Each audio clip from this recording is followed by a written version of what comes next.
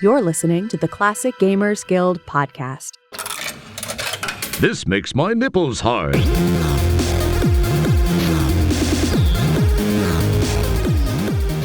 Hey there, classic gaming friends. Welcome to the show. In today's episode, Paul and I are going to be talking about children's games. And we're going to hit the whole gamut here. We're going to talk about games that we like to play as kids, maybe kids' games that we like to play as kids that would still stand up to now, middle time games where, humongous entertainment. That's it's a line that doesn't work, but it's staying this time. And then later kids games right up until the whole VR arc and anything to entertain your kids from age 1 until they're too old for you to care about them in that way anymore. Right? Listen, I can't get over the fact that you forgot my name back there. You're like fucking Paul. I haven't known you that long.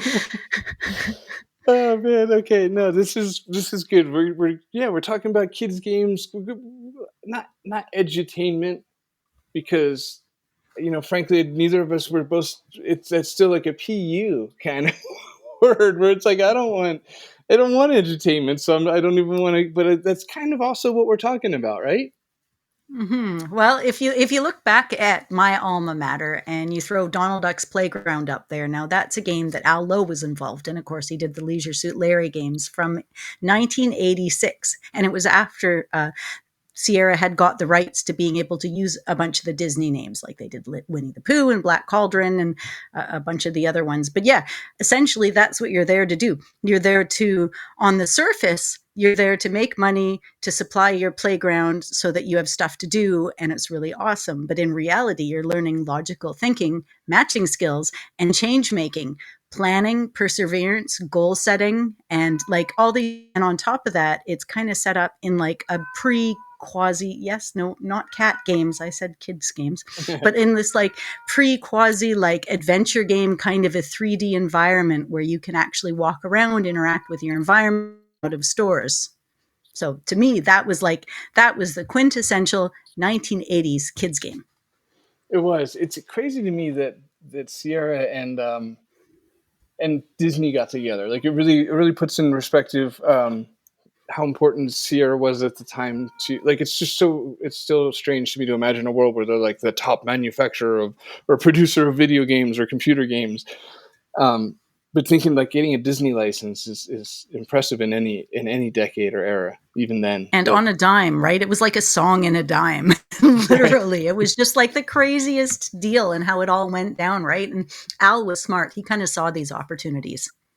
He was. He talks Freddy if you bloody that was man, words are hard. Our episode with Al, he goes into a lot of that stuff and he talks to us about the Black Cauldron and seeing original Disney selves and stuff like that. So people listening should check all that out because it's cool. But back to the game, I don't care much for Mickey and his Space Jams, but I did Donald Duck and his Playground. I don't know why I can't stop wording him weirdly like that. But the watermelon situation, was it watermelons? What are you throwing on the belt? That's really satisfying. Yeah, it is. It's watermelons and oranges and lemons.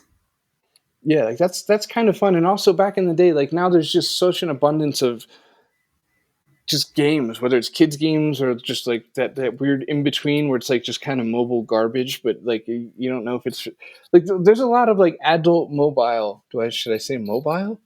Whatever. Now I'm thinking of that Bob Dylan thing with the Memphis design. Yeah. That was some solid information now, hey. Right? It's still fun to... Okay, so... But a lot of mobile games right now are basically a variation of that fruit sorting game. So, I mean, I'm just saying back in 80... I don't know, 4? When did this one come out? Doesn't matter. 86, yeah. It was 86, really? It was, amazingly enough. I thought I was younger when I played it. I was born in 78, so turns out I was 8 or 9 by the time I got my hot little hands on what I thought I played when I was younger. Huh. Wow. Because it looks miles behind Space Quest. Mm-hmm. Well, let me see if that's like my version, like my big box sitting in front of me says 86, but it's actually Right. That's 84 when the first edition came out because I know I okay. played it earlier. I played it in 85. So yeah, it actually was released initially in 84. I just have a re-release in my possession. Look, this is all my mistake to bring numbers into this. It's never a good time. Numbers are always bad news. There But was another kind. Oh, go ahead. so we're kind of going like evolution of kids games, right? Yeah. Okay? Because I can't. I guess Black Cauldron would be the next step in a sense because that was done without a parser, which was kind of a big deal for them, especially Sierra at the time. To Mhm. make it that accessible to kids. But then we have Mixed Up Mother Goose coming too. Okay, so before we skip ahead those years, how are you with the Disney Sierra years? Well, I only played the Winnie the Pooh mostly. I did some Wizard of Oz, but I think that was like Windmill Entertainment or a different company, and it was like screen for screen kind of text based that way. But you didn't type; you clicked. So that was right Oh, in that okay. era. I Is didn't that play like the Black Cauldron. like sort of like Deja Vu or like the Mac Venture games where it's like a static drawing, but it is like Yeah, okay. I mean, it's a bad way to put it because like okay, well, I'll leave it be. You yeah. got It it. had this like I played it in a store, and it was 1985, right? And I think I ended up playing it with the what is it, the CGA graphics at the store. Oh, cool. Okay, okay. That's like the Yeah. Very, magenta, very teal, and simple, black but and there's a white. music picture on top diagonally, and then you've got the text, and you're like, oh my God, like it's already all kind of happened, and you're in your house, and everything's all crazy, and what do you do from there? And it was so familiar to the movie, even though I only played it at like, I think it was a Tesseract store or something, it always stuck with me as a really engaging children's game. Right. I think Tesseract is a Canadian thing. I've googled this before. Yeah. Like what? Everybody has Yeah, those. just Come for. on. I'm like, why did I say that? All right, because for any non-Canadians listening, she's talking about like Babbage's or whatever. Yeah, yeah, computer store. We had Aardvark computers. Aardvark was the best as a kid because you could go in and they would slice open any box and let you play it and then just reseal it on site. So you're like, is my game new or is it a reseal? Who knows? Oh, that's kind of nice. Yeah, all the pressure's off. Like, just don't worry about it. It was great. Honestly, I spent forever in that store. So did my dad. They'd hook us each up with a computer. We could pick any brand new game in the store as long as it was IBM and not Mac because those were super expensive, obviously. Were the games more expensive? I don't remember. They were 59.95 or 59.99 for the IBM PC, and the Mac was 89.95 Yeah. here. Yeah. Oh, right. There's the Canadian factor too. Hmm. Like maybe you were just getting. Yes. Yeah. Yeah. Okay. Well. It's a whole thing. But yeah, Yeah. I mean, in that era, those games were all really great. They made a lot of sense. They weren't like super hold your hand educational. It kind of felt like you were playing a guitar. Or I mean, sorry, it kind of felt like you were playing a cartoon. Obviously, I'm thinking of music. But I mean, outside of those, I was playing games like Sierra Championship Boxing, The Ancient Art of War, Bubble Ghost, those Tapper, like I said, with the can dancers and drinking beer and the whole thing. So those were kids' games to me because I played them as a kid. But like those were also games that adults played. So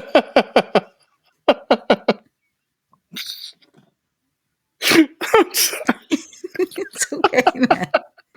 when you Let it said go, man. It's when you good. said guitar, I was like, man, I really hope that she meant something totally different, and that just came out for no reason. And then you're like, cartoon. It was. Totally. For absolutely no reason. I'm not even looking at a guitar right now. Is this what dementia starts like? Did it happen on air? I'm sorry. Is that That bad to guitar. Wait, say? fuck. What? What are we talking about? Is this episode about music? No, wait, Uh, that was the last podcast we did. golly, that was so fun. Okay, sorry. So you said Tapper. I heard that while I was laughing. Let's Yeah. jump But off the from not the Tapper. root beer tapper, the beer tapper with the can dancers. And then every time they'd come out, everybody would look at them and all the beer and the food would smash on the ground if you accidentally handed them out at that time. Oh, okay. All right. That sounds kind of fun. Was that's the one with like it's not Mario, but it's kind of Mario, the bartender? Mm. Yeah, you're a bartender and you send drinks down when people pop up. And then you catch them as the dirty dishes as they come back out at you, and you go up and down. And then, like I said, if they watch the can dancers, you collect everything because everybody neglects their food and it just comes back to you. And if you're not standing in the right place, everything crashes. Okay. And then the next scene, you're in a beach. Okay, and it's not, he doesn't look at all like Mario, but he does look overtly or just jokishly Italian. Mario like he does. He looks like he's got the pins, like not the pinstripes, but the candy stripe kind of old fashioned. I'm gonna bartend now. You see, he looks like what Mamma Mia sounds like. You know, that's a good. I can taste that representation. That works. Right. Oh man. Okay. Yeah, but to lead into like adventure games, that's kind of where these games were taking us. It was preparing us for the world of adventure games back in those days. Because games like Torrens Passage didn't come out till a little bit later. EcoQuest, it didn't come out till a little bit later. They weren't really there, for me, at least in the 80s, the way some of those other games were. Not quite yet. And by the time they came out, I was like, those are baby games. I'm playing, Leisure Suit Larry 4, haha. No. I know there wasn't one. I'm trying to make a joke because I'm cool, but then I want to explain it so people don't think that I don't know that, even though I obviously know that, and now I've explained it. So there. That's it. Yeah. Okay, that was awesome. No, see, you got to do both because it's like the joke makes you cool, and then knowing it's not a joke, that's what's really up kids. And it's the explanations that really drive the crowds wild. Yeah, no, exactly. It always makes jokes better, and it always will. But so let's make a distinction real quick. This would be maybe a decent time even to branch off between edutainment and kids games, because you just said something that really resonated with me, and I don't want to skip past like Reader Rabbit and things like that, because we both played that, I think, specifically and stuff in that realm. But so Reader Rabbit's kind of the edutainment where it's just like, hey, you're gonna learn, but we're gonna make it fun. But then like EcoQuest for me at the time more felt like like this was marketed for, like, this is for me, like this is for kids. Not like, it didn't feel like a trick or a trap, or like, it's just if you have to learn, at least it's bloody, it's kind of fun. And it was more just like, yes, like an adventure game that gets me. So, I guess that branches off into two directions. One, the latter being like kids games, I would say would be like EcoQuest and Willy Beamish is like a whole pot of just weird on the side. So like EcoQuest, some of the Discovery Series stuff, and then Humongous. But then there's like straight edutainment like Jumpstart and Reader Rabbit. Jumpstart Toddlers is the best one. So that's the one, and this is the one that I've always shared. If you have a kid that's not grasping the concept, and like, to put it basically, the concept where you put your hand on the mouse and you move the mouse on the screen. It moves the little arrow hand and you can click on stuff. And sometimes it's even easier for kids to get the concept of controllers before they get the concept of mice, like left, right, jump. This affects what's happening in the screen, but it's real.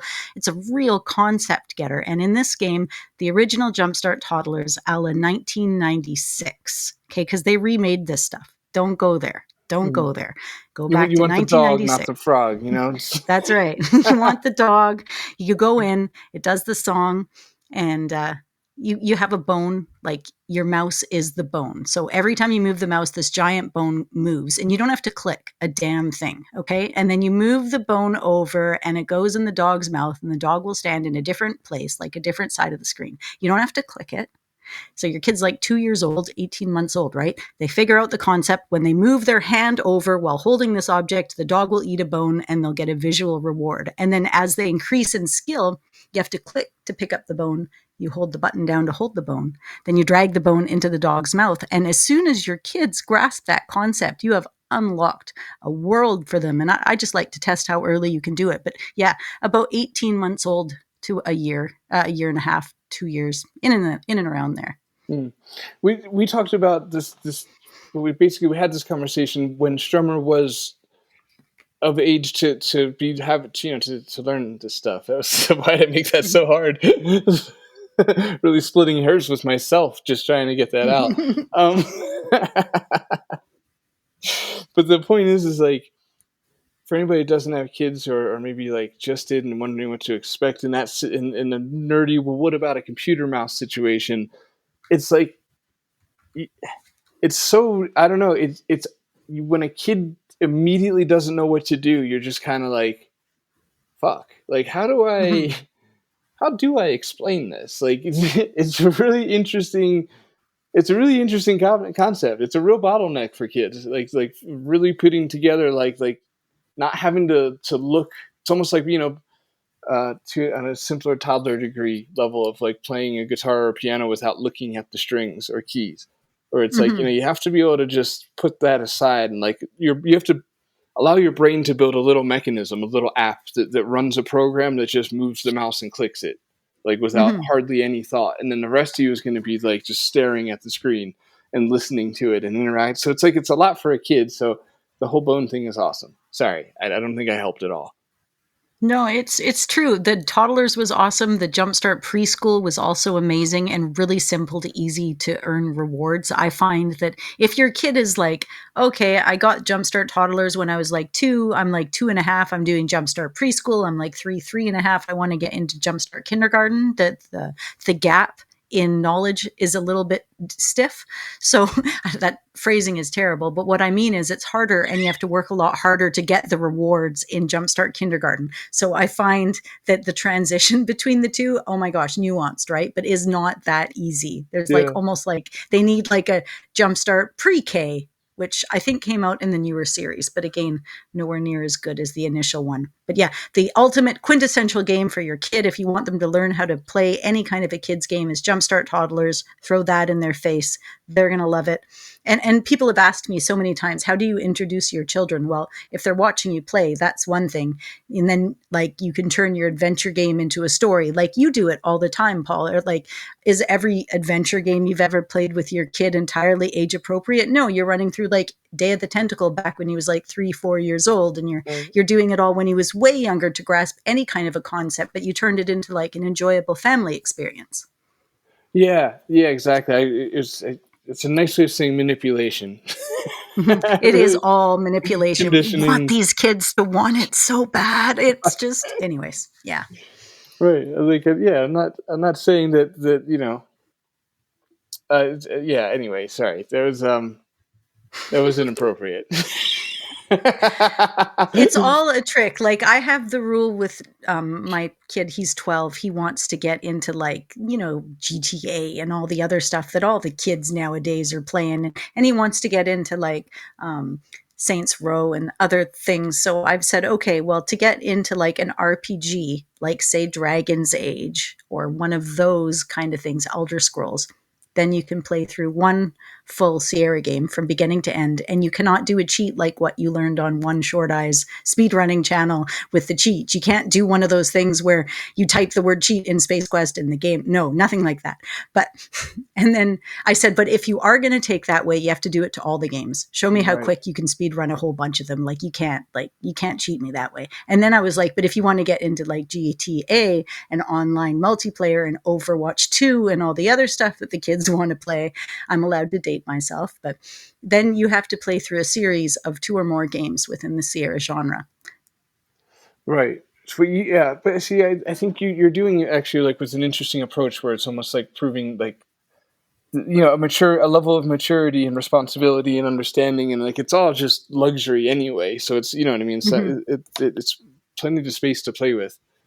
And it is because it's like if he doesn't care enough to do it, I don't care because I don't want him to play the other games anyways. As much as I want him to play a Sierra game, he's been watching me play them all his life, and he's played some. So yeah. Right? No, it's actually it's a lot more reasonable than me because I'm like, I'm not going to withhold my love as a father for you unless you play. As long as you play a video adventure game with me, then you'll get plenty of it. It's just if you want my unconditional love, you'll meet me in Scum BM. No. That's obviously a little much, but like making it a thing. I guess for a quick tip before we move on from that would be like how do I force and condition my child into liking adventure games, right? Because it didn't work for me. None of my kids really like adventure games. They like classic games. Right. Well, yeah, and honestly, I would take that. Right, I would fold on that. Be like, okay, I'll go cash out there. but it's like, Mm-hmm. because you know how it is. Kids, they can smell it on you if you want it too bad, Mm-hmm. and they're just like, Mm-hmm. he wants this. I don't know how they know, but they know. Kids know when you as a parent just want something, Mm-hmm. and yeah, it's it's up to them how they take it from there, but they know. But the point Mm-hmm. is like, it was like just trying to make it like the same philosophy as like if you want your kid to wear hats, you got to like just start putting hats on them right away, like really right Mm-hmm. away. See, it's just the It's same true. idea. It's just like the concept of a holiday is how I treated it. Yeah, exactly. Mm-hmm. Like he didn't know. I'd be like, yeah, it's just a thing in the family. We play adventure games on this Thursday of November, as it turns out. I don't know, and and so we did once, and so we did again, and it was just like, yeah, to him it's just this weird. Why don't you It's the guys do that too ritual. thing? Yeah. Aw, that is so cute, though. He's like, no, this is a thing we do. Doesn't everybody have adventure game a day? It happens. We go and we get presents and we play an adventure game, and we've been doing it every year. And then the kid finds out when they're like 14 and all their friends are like, no, dude, no. Yeah, no, yeah. They ask what day it is, and it's a vague day in the winter. I know that much. It's I know between it's November and cold. January. Yeah. There's hot chocolate involved. Somewhere there's cheese. It's a real comforting ritual. That's But you're awesome. right. It's all a psychological game. They can't know how much you want it. Like we did it with King's Quest. I took Jacob when he was little, like 3 years old, immediately to where you're in the mansion at King's Quest in the daytime. It converts immediately to the dark time. And then we went through it all together and really stuck the memories of how good that game was in his head super early. And it works. I say to my oldest kid, he's almost bloody 30, right? He's like 27. I'm like, I'll bring up a game nostalgically and he'll know little talking points, enough of a talking point that he can pass in normal conversation, not that adventure games are brought up in normal conversation. Right. No, and that says something for the quality of the games too. Because like with Strummer, we used to play that on like an actual, like I had a Windows 98, like a beige box kind of thing running for a while.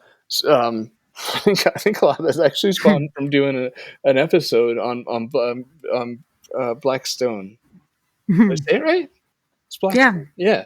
Is it? I think so. Right. Chronicles? Yeah. Very cool. So yeah. Anyway, I think I set that whole thing up just because that it was one of those impossible. An episode we're gonna do one day is gonna be that era, the unemulatable era. Oh my gosh, yes. But anyway, yeah, put it together because we'd play Jumpstart. Oh, and Jumpstart was like the only game I ever found that I had the least bit of interest in that I ever found in a thrift store. And I used to go to thrift stores a lot, especially like pre-COVID. Yeah, Strummer and I would go all the time. And the only thing I ever found was Jumpstart, and I was like, I had this when I was a kid, so we'll play it. But anyway, my point, back full circle, miraculously, if we're going to make it, folks, is it says Strummer would request to play the hide and seek game, and the you would I don't know if you would make pizzas or look for letters in a kitchen, one of those, in one of the Jumpstart ones because it was a grade one. So I don't remember. I think it was the first grade one.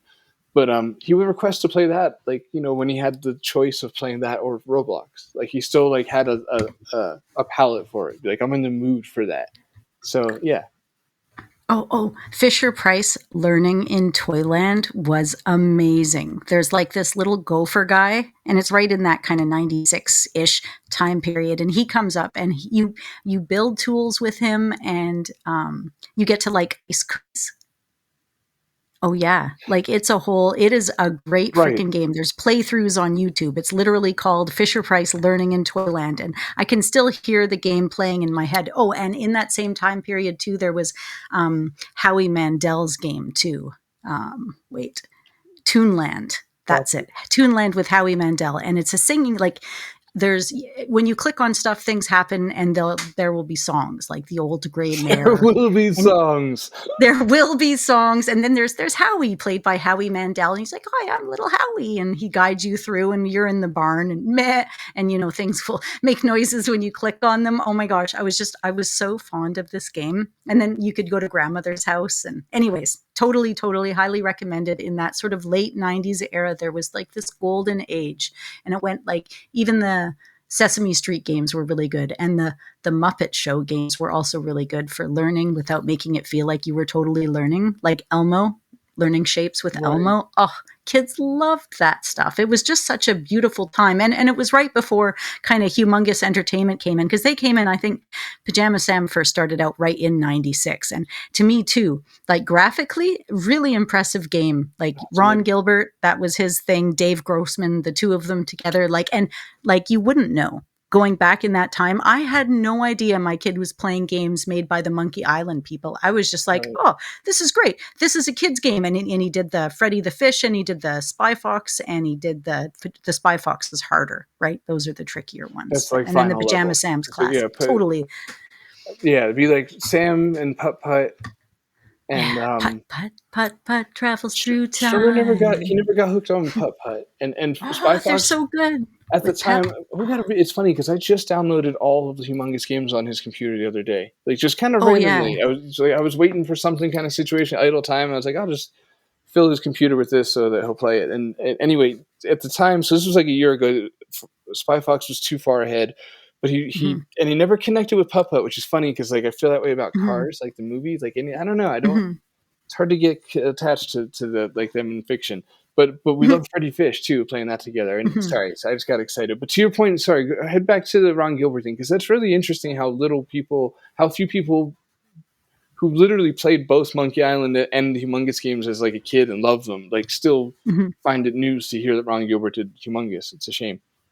Right. And it's kind of like being a fan of Gem and not knowing who was involved, and then not knowing that the same person was involved. Christy Marks with the Conquest and Longbow series and stuff. I didn't have a clue as a kid, but you know why? There was no branding in Gem. There's no branding in LucasArts. There's no branding in Humongous, unless you're reading the small print as to who did what. You don't freaking know. You know it's a game. You know who the game's about. You know the character. You know the situation. You play the game. Unlike with Sierra, where you're like, you know the game, you know who made it, and everybody has a personality. So it's an entirely different way of looking at production. Right, yeah, exactly. Yeah, treated. I think Ken Williams had said he was like emulating authors in a sense. Like, well, that's what they do when they sell books. They put the author's name, oftentimes bigger than the title of the book. Welcome back. We just cut a giant segment of nonsense out. That's not absolutely not necessary. But I was just, as I said, expounding on the fact that the back of the box is where Sierra led us. It gave us an idea. And they didn't do it back in their early days. Like I'm looking at the back of Donald Duck's Playground, and there's nothing about Al Lowe or anybody else that's made Disney too, though. Disney might have that real estate. Right? Like I would almost exclude, just to be a pedantic dick about it, is I would maybe exclude the Disney ones because you never know, like contractually and stuff. Like, yeah, the scene with the Sierra boxing. You don't know who's made it. It was specifically, it looks like, in Disney's line of adventure games that they even started pointing that out. Like, it would seem. Yeah, no, I agree. Although Sierra Championship Boxing is a pretty old game. I brought it out as a children's game because it's 1984, and I tell you what, I spent a lot of time as a child playing that game. I love that game. Oh, and Karateka. I know it's not a children's game, but I played it. I still love it. Kid loves it. It's a good game. You can get it as an app. They're also remaking it right now, so that's cool. Jordan Mencher. He's not that Jewish, but yeah, he's great. I have his books, even if I can't pronounce his name. He's a one hell of a talent. That might be why the name's tricky. Really good at researching, that guy is. But anyways, yeah. So from the humongous entertainment, which are so fun, you are what you eat from your head to your feet. No need to run when it's dark outside. I don't know. They're all adorable. Don't be a bitch. It's just a little lightning. Yeah. But in that same era, the Tonka games came out and blew everybody out of the water. And it was like, there was Nobody's favorite ever said that sentence before. I had boys. Okay. Now there was a fire rescue one, and that was fine. That came in like cereal boxes and stuff. But the one that I'm thinking about had like a freaking attachment, and you'd belt it onto your keyboard, and it had a little saw, and it had a hammer that you pounded on a nail, and it had like all the little tools, and it would be like, got a hammer and a nail, we're gonna build a boat that sails. Okay, so it's got this whole catchy tune, and you literally, as you use the tools, it pushes the keys on the keyboard, and you build the stuff in the game with the sound effects. You're like, oh man, this guy can't get across the bridge, you need to help him. My kid played the shit out of that game. Yeah, this is so strange because it just reminded me that I woke up today, like it came into consciousness with this thought of Redbeard's Pirate Quest. And my actual honest thought was, why the fuck did you buy that on eBay 2 years ago for $128? I don't know. I just woke up thinking about that. I'm like, that was a weird decision that you made to buy that. And then right away I'm like, well, where is it? Because I don't know. But anyway, it ties in, I promise, what you're saying about the Tonka game, which I think was like Workshop, maybe, right? Tonka's Workshop. Yeah, because that's an interactive game too. I've seen it. My kid wanted that one, right? It has like that whole pirate ship thing, doesn't it? Right, exactly. Yeah, it's right. So you get what I'm saying, where it comes with like its own, I guess you'd say peripherals? Yeah. Right? It reads off the CD. In the mid-90s, like it was like a mouse was a peripheral. I can't peripheral. It was a peripheral with a ball. It had a ball. It was a peripheral ball. But yeah, same idea where it's like the things you move. Oh, that's right. It didn't work. Yeah, but the one I got, and it was like new in the box, and I just couldn't get it to work. Like I couldn't get what I was doing on the ship. I mean, what my son was doing on the ship. Yeah, right. It was our kids playing these games. Yeah, see? Get off my back, see? Sorry. You don't want to use your good keyboard for the sawing and stuff. When any one of these that interacts with a keyboard, like these kids are pounding on it. You take a 6-year-old kid, a 5-year-old kid, and you're like, oh, build a thing. They're not going to be like tap, tap, tap, tap, tap. Right. They're going to be like, bang, bang. This is great game, Mom. Nuance comes later. Yeah, it's very... But it was a good era, I tell you, because I had my kid in 96. So he literally these games grew up with him all the way through. Right, yeah, it really was a good time for kids, because it's not so obvious nowadays where to find good kid material to play. Like it's all just very messy out there. It's fast. Ooh, Toka Boca. That was it. In that same age range, if you're like, well, what do I do when we're trying to go out and my kid keeps on talking to me? Don't worry. You don't actually have to parent. I tell you, go on to like your Play Store and buy. Yeah, you heard me. Put some money into it. Buy the apps of the Toka Boca company, because there's no ads. The kids can't accidentally exit the games on the early ones. It sets it all to you so that only you know how to do it. And then when they're trapped in the world of this game, they can play make-believe and do all these other like just really cool, like you can see there's no ulterior motive. You're literally playing dress up, driving around a car, making your own little city and universe. It's so funny. And they've got like, they will amuse your kids from like the age 2 to 7. Right. No guarantees. All rights reserved. Must be 18 years old. Yeah. All of those. But yeah, on the app side of things. Sorry, real quick. It's like a living color forms, right? It's like, yeah. You get the feeling like slapping like these stickers, not stickers, but the like creation the part of it too. Right. Yeah. Very, very satisfying for the kids. I mean, obviously. All of this. Too. Very seriously. Let's go to Sierra Adventure series. I mean Discovery series. Man, messed that up. You mean like EcoQuest? Okay, yeah. Let's just specifically go right to that, because those games are great. And I was telling Adam before we, made this like part of this stuff. It's like I'm not sure if we'll ever really get to an episode on these, just because I've got so much more that I'd rather Anna play right now than that series. As great as it is, so this might be its shining moment. So I just want to say that it's great. I kind of more lost my note. Oh, okay. Here's something cool. So this game was made by Jane Jensen and Gano Haney. Probably just Hain. Gano or Gano Hain. Do it. If it's an English name, traditionally with only one consonant between the two vowels, it would make the A long. Actually, I did not realize that the search for Cetus, I always want to call it the search for Cletus every time I see it, but I didn't realize that it was done in combination with Cocktail Vision. I don't know. Really? That's what Wikipedia is telling me right now, man. I don't know. Oh, you know what? It was a publisher, not a developer, but as a publisher with Sierra Online. That box is in my reach. I'm going for it. I don't really want to. It looks very spiderwebby down there. I've got like 8 boxes piled around me right now. You could at least grab 2 more. All right. I'm going back in. It is right here.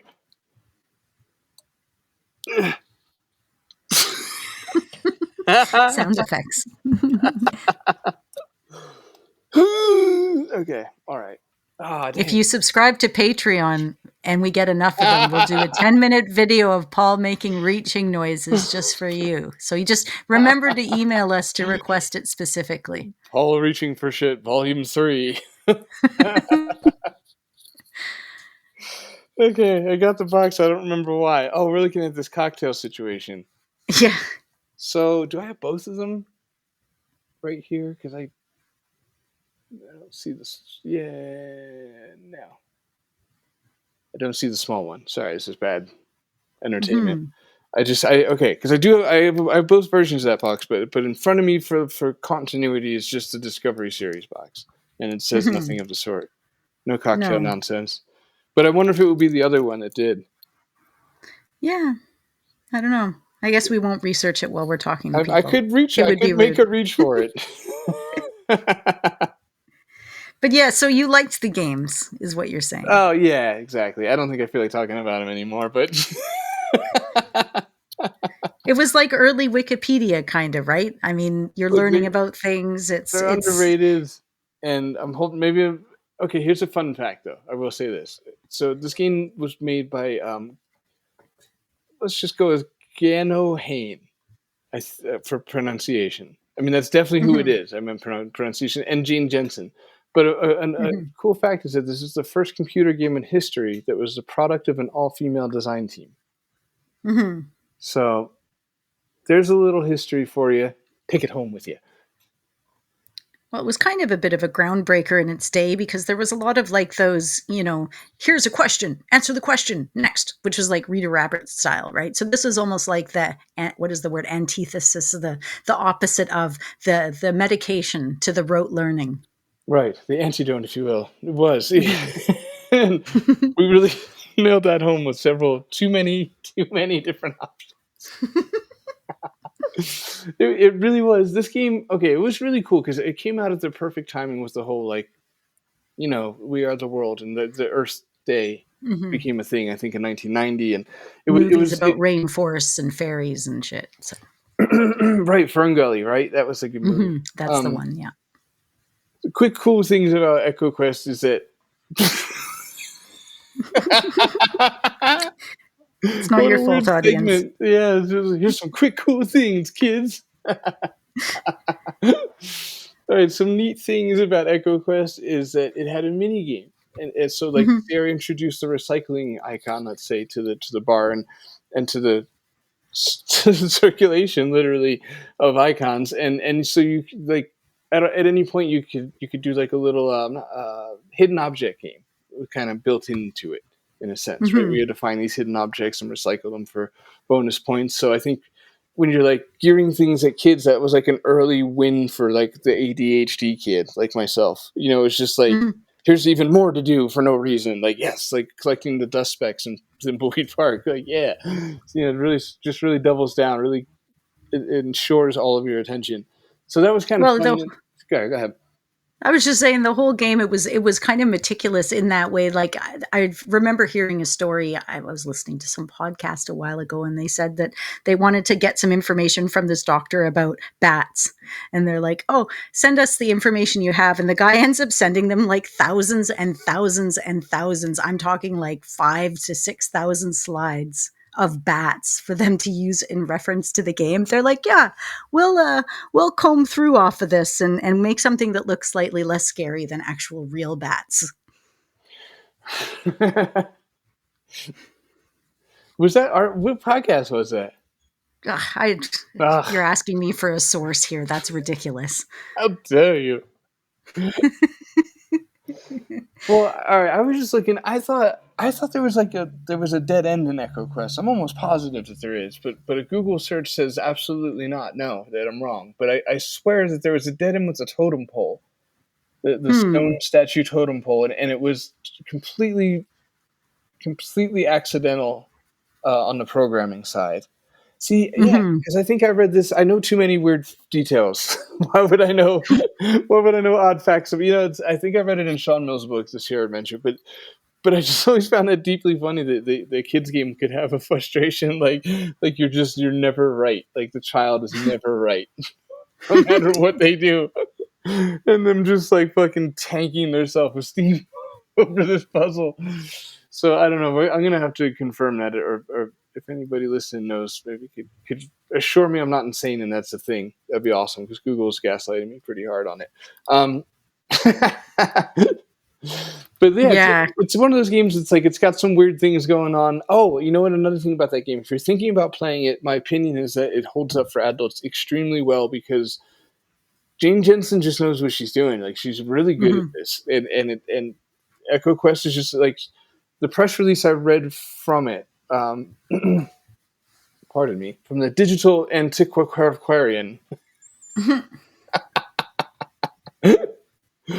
Jimmy Myers site. It's so well written, but he was saying that I really threw myself off.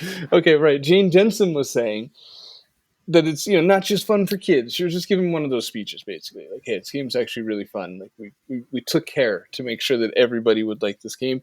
And I think it's 100% that's the case. That it's a really fun, not just for kids game, and don't ever play it with the talkie if you're an adult without a kid around. Yeah. The talkie's horrifying. No, the talkie turns it into a kid's experience. It ruins it. It makes it so overtly childish that as a grown person you start to just feel weird playing it alone. Or it's just I've never played the talkie version. I was warned though. I think I was warned in advance. Yeah. So that's the rule. If you're gonna play that. And then Jane Jensen was not involved in Secrets of the Rainforest, the sequel, which I really like, and I played it again recently, like 2 years ago ish, maybe less, and played both of them, and they both stand up really, really well. Like the Rainforest one to me, in my recent memory, was just as good, but from reading the reviews, Jane Jensen wasn't involved, and so like it's apparently notably more simple, and then there's like this bonkers part in the middle that doesn't make sense, but sometimes games did that, so I didn't really. Anyway, the point is, the second one's arguably weaker, but I think ultimately they're both almost the same and good and worth playing. Well, the second one's for ages 10 and up, and I would say the first one you could almost do like 8 and up in a way. Yeah, it's interesting because I think so. Gano did the. You can do this. Thank you. I believe in you. Did the second one alone, and she said that it was that she wanted that there's some confusion, and she wanted to make it more kind of clear. So I think the game got critiqued by adults as not being as all ages and complex, but she had like a somewhat good reason of like the first one was over some kids' heads, so we want to dumb it down. But I think that you're right though, like because my recollection, the first one did feel easier. So it was more childlike whimsy. The second one felt like they were really trying to hit on, I don't know, like they were all trying to hit on specifics. But this is more like you're like the extinction police, right? I guess you're trying to stop remote native flora. So they're trying to teach you like the flowers and all these other, like they go into a different kind of less adventure-y detail.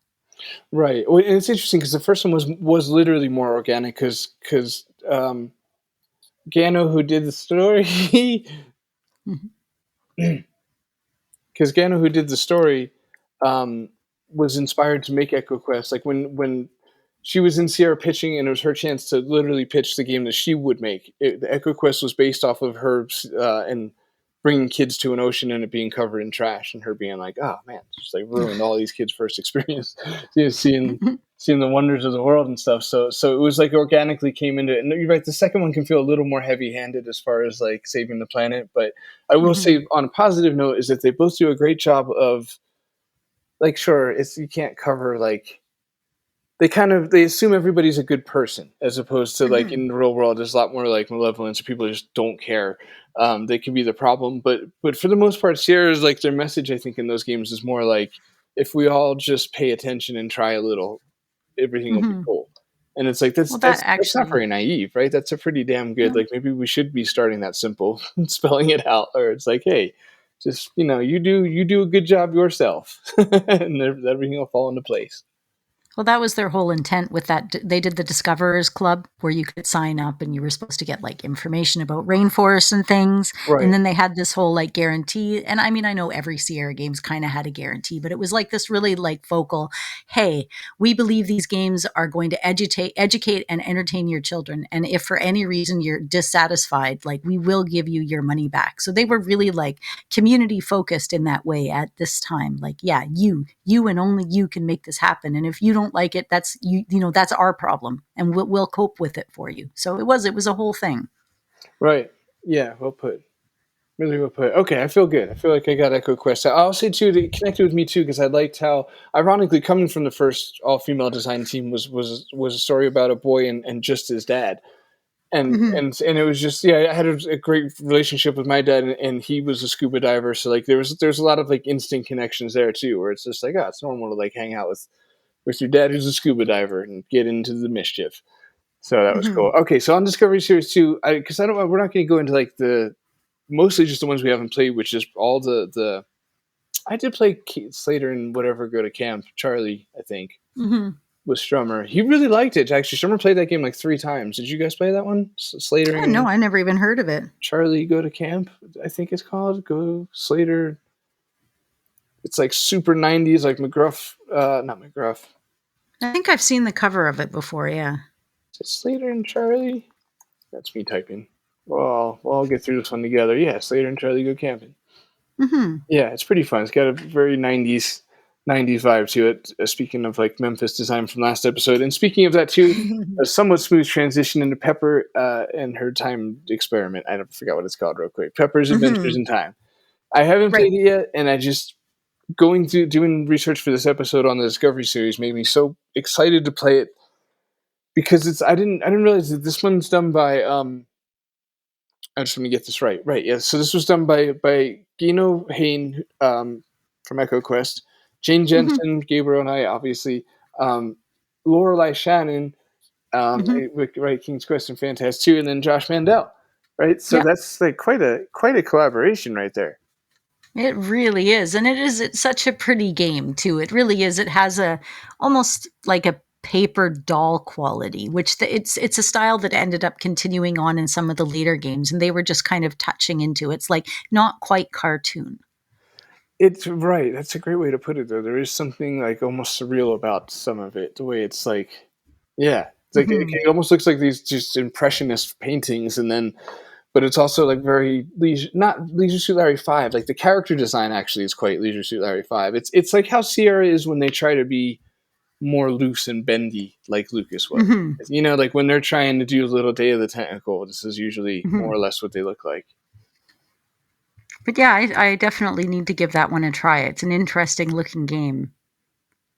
Right, and now that I've played the Gabriel Knight games and just became like borderline obsessed with the way Jane writes her stories, knowing that she's involved in this like time hopping thing that's once again, it sounds like it's going to blend history with fiction, albeit maybe for more of a children's, heavier handed sort of way. I'm still really curious to see how she does that again, because it's always really fun with her stuff where you're just like, wow, what if this is maybe real? We'll have to give that one a go, eh? I think we might have to. Yeah. I was just cluing in. Hey, who knew this? Okay, Humongous Entertainment was Ron Gilbert. Oh my God. Are you okay? Yep, no, jump scare for my child. Oh, wow. Okay. I gave him life. That. And that's fantastic.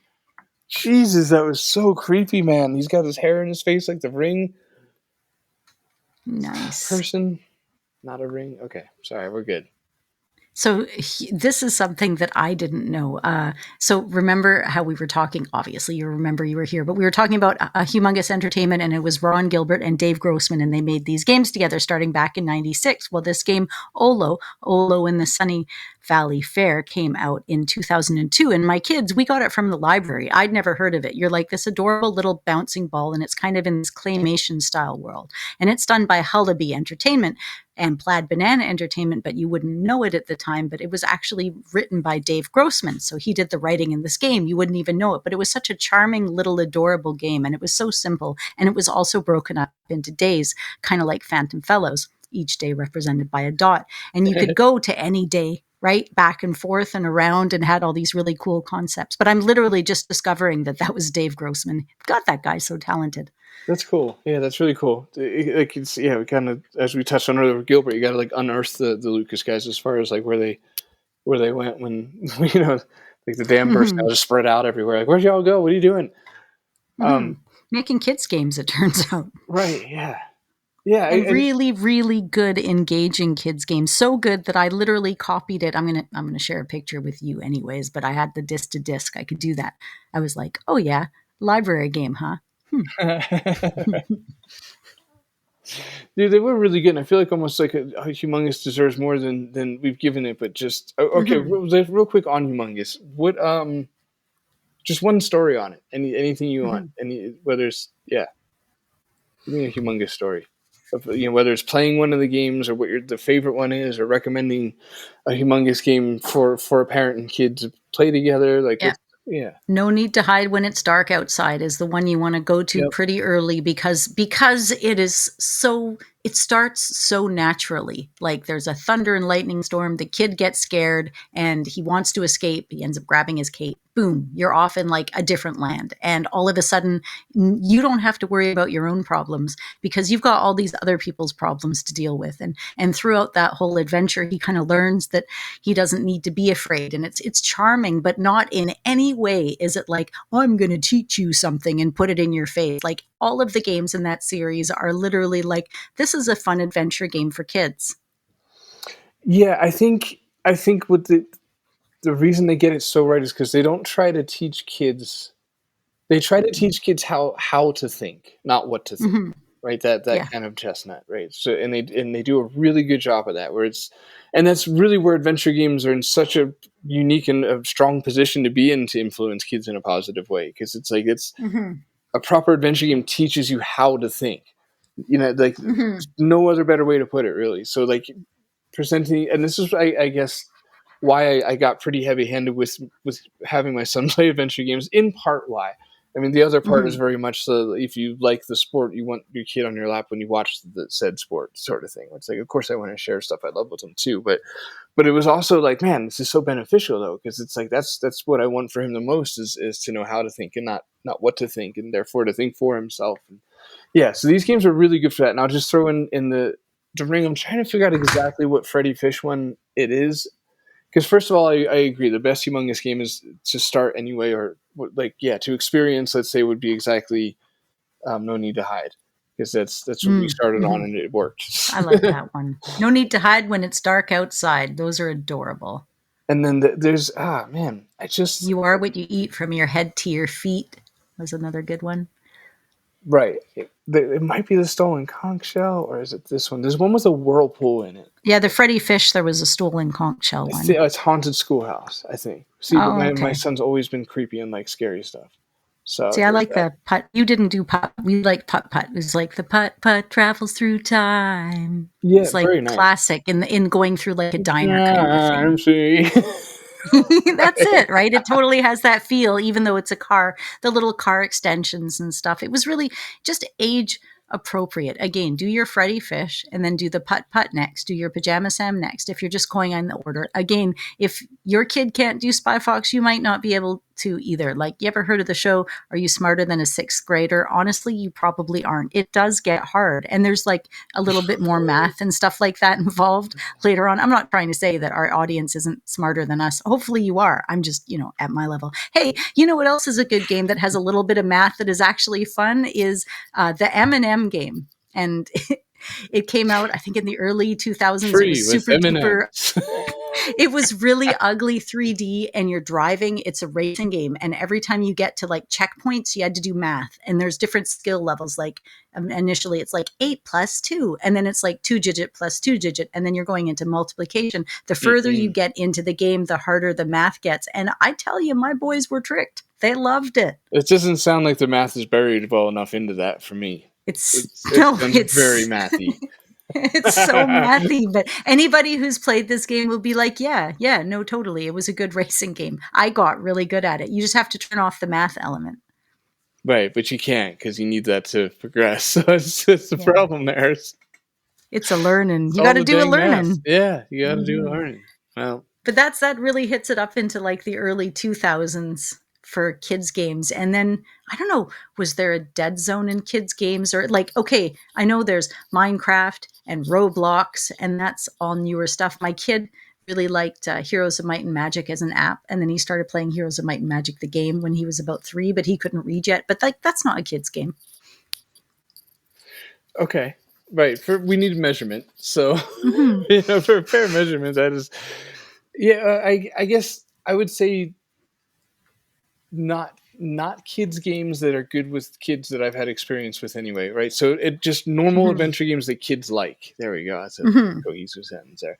Would be Day of the Tentacle is really good because it's really bright and colorful and cartoony and bendy and fun and unexpected, which keeps kids involved really well, right? And Sam and Max would be in that same kind of zone, I guess. Yeah, we also played Sam and Max together. We played Full Throttle together, which is weird that I know I picked it because it was the remastered one. He really liked pushing the buttons back and forth. But yeah, but I mean, he stuck through that too. That one almost doesn't sound like a purposeful suggestion just because it's like, oh, Full Throttle. But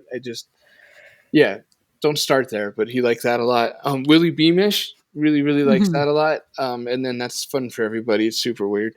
And God, what else? The Space Quest games, specifically 4 and 5, and and then Mixed Up Mother Goose. We never talked about that. Did you play that as a kid? No, I was, by the time it came out, I was out of that era of games, and then none of my kids were born yet, so I missed that. Right. Okay. I did play it as a kid, but yeah, I don't know. I just have like a few basic memories of like, I remember it feeling amazing that my name was on the screen, that I could, and that there was like a kid that looked enough like me to be like, I'm in the game. Aw. So that, I do remember that as like a legit memory. I was going to say it's just but it says something, right? Because memories are made with emotion, so it's like it definitely hit me at the time. I just don't really remember much else of the game as a kid, right? It was just kind of that one element of it, and then that's all I could say about that. That game was made too many times. There's like 6 versions of Mother Goose. It's ridiculous. I'd be curious. I don't think I really have it in me, and Strummer's too old now, but, well, maybe not. Actually, that's maybe naive of me to say, but be curious to try maybe Mixed Up Fairy Tales, because Corey did that, didn't he? Corey Cole? I think so. Or both of them? I think he was involved in it. Okay, who wants to hear me reach again? Hold on. Oh, no. Hold on, this one's a little closer. You can do it. That one made me dry heave. All right. I'm back with Mixed Up Fairy Tales, and it doesn't seem to say. But it's like this is the Discovery Box one. Do I have the other one out here too? God, there's so many versions of everything. I actually have the other one in this for some reason. Yeah, but not here. Right, because the Discovery ones don't say, they're not as, they're all uniform with their pinstripes. All right, bail. There's nothing on this box, so I don't know who done it. We'll keep it a mystery. It's fun to have mysteries. Mysteries are fun. All right, is there anything you want to wrap up with? No, just that, classic games, again, Heroes of Might and Magic 3, Heroes of Might and Magic 2 if you want to start with it, Heroes of Might and Magic 1 if you want to introduce a concept. All of those are great for kids because they like it. They can kill stuff. It's exciting, but there's no swearing. It's not super bloody. You can play it as a family, kill all the AIs first in Hot Seat, and then kill all your family next in a gigantic Royal Rumble. And it is like, fine. Argue with your family or murder them and murder everybody they love. And that's really the joy of bringing kids into this world. But outside of that, you know what? There's still a lot out there for kids to play, even in VR, right? Y'all are up on the VR stuff, Paul. Oh, yeah. We like to get down with that sometimes. Yeah.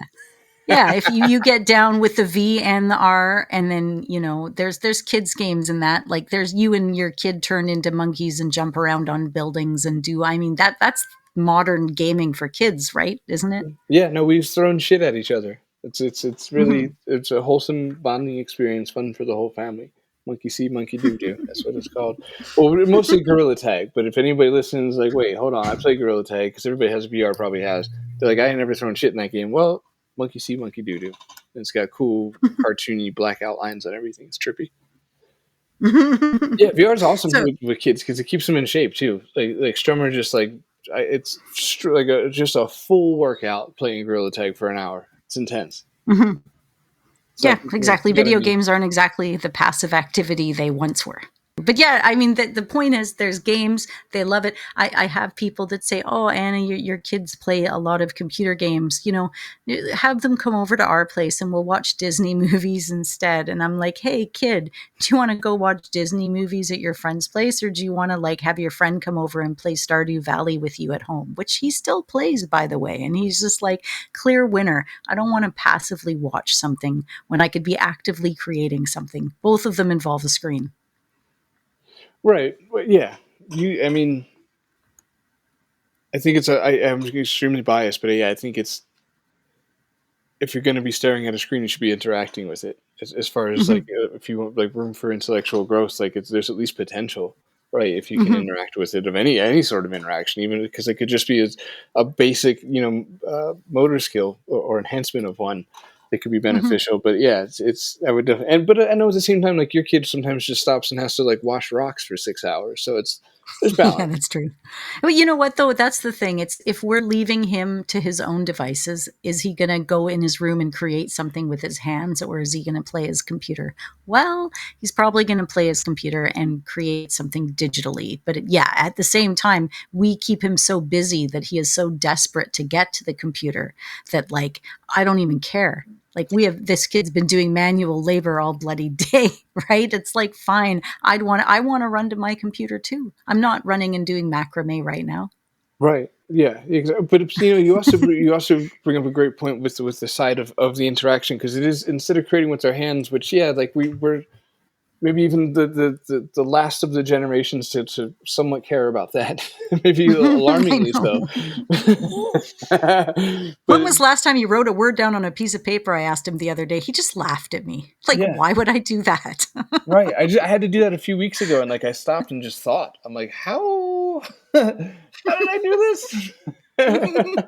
This is a thing people do. A weird feeling. I'm like, I made a mental note to self, like, man, you should just handwrite something, this week, so you don't forget how to do it. But anyway, they get to create with their mind, so it's like, obviously, like it's balanced, like we're saying, but I don't want my kid, for example, to just consume. Right. So it's like at least be figuring out ways to be able to put back, to create back, like, like don't just take kind of thing. So whatever. Yeah. Because Jacob knows it's not real. Like I tell him, and he knows, he'll roll his eyes, but I'm like, you put how many hours into your Minecraft game, right? Like 100, 200, 500, 1,000, 2,000, 5,000. That's fine. But if you lose access to all electricity with all that time accumulating, what do you have? And he's like, a long time to wait before they turn the electricity back on and I can play my game more. But besides that, what my point is, you literally don't have anything. And we're always giving him that. And he thinks about it, right? So he does create things in real life. He makes models and dioramas and works with other people. There's always a balance, but you know it as well as I do. We want to play the game. It's fun to play the game. It really is fun. So, thanks so much for joining us on this episode about children's video games. I admit Paul has humored me to go along with this episode because it's kind of a bit of a passion point to me, because I've been raising kids for a couple of generations and kind of watching as children's games have evolved. So just for you guys to be here to humor me while I talk about it feels good. Hey, maybe you find a recommendation for your own kids, your friends' kids, your family's kids, or for your inner kids. So I'm glad you were able to stay and maybe even stay right up until this point. So if you are interested, I'm going to say it right here at the beginning. First thing you're going to do is you're going to wish list the Phantom Fellows. Okay, that's fine. You can do it on Steve. That's the first thing. Steve, right? Steve, my friend Steve does not know how to use computers. He's not wish listing anything, but he thinks the Phantom Fellows is visually pleasing and he's an artist. So this is real. You can also check out our friends at the Adventure Game Hotspot Network. You might even know what they're up to next. We will post it underneath this link or underneath the link to this episode. Also, totally say hi to us. We're on Twitter at CGG Podcast and at Phantom Fellows. You can find the Phantom Fellows at thephantomfellows.com. You can also vote for the Phantom Fellows to be released on GOG. There's a wish list up. So, get in there, throw a number in, say a nice comment. That's always appreciated. You can join the group and talk about it. On Facebook, we're a page, we're in a group, CGG Podcast. We're on Instagram, words, CGG Podcast. And send us your words. Speaking of them, email us at mail@classicgamersguild.com. And I want to thank our Patreoners because they have been supporting us right through from the beginning up until now. In particular, I want to thank our extra special thanks tier people. We've got Michael Council, who's over in Australia, really repping because the exchange between the Australian dollar and the American dollar is really terrible. So I super duper appreciate it. Brian Manown as well. Thank you. I don't know where you're saying it from because it didn't convert your money, but I really appreciate that you've been supporting the show and listening, and everybody else who's just been on there always saying and doing nice things, helping the show go on, sending us emails, telling us the stuff they like, playing along with the episodes, like our friend Death Defying, right? It's who is Brian Manown, right? Isn't that the same guy? That's very, Jeopardy-ish, so you put that. Who is Brian Manown? I keep calling him out because his music is good and he's supporting the podcast, and there's some amazing interactions on Twitter. I mean, get out on Twitter, right? It's nobody else is now. This is the time to jump in when nobody else is looking, isn't that? Anyway, so thanks so much for supporting us on Patreon, doing all those things. Paul, make this end. Where's the fucking can? Don't do a murder!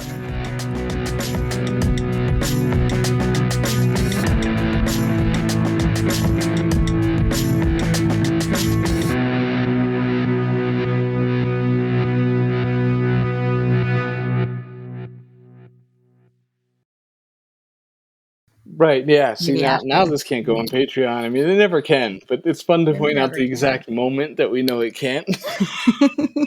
That's a compilation.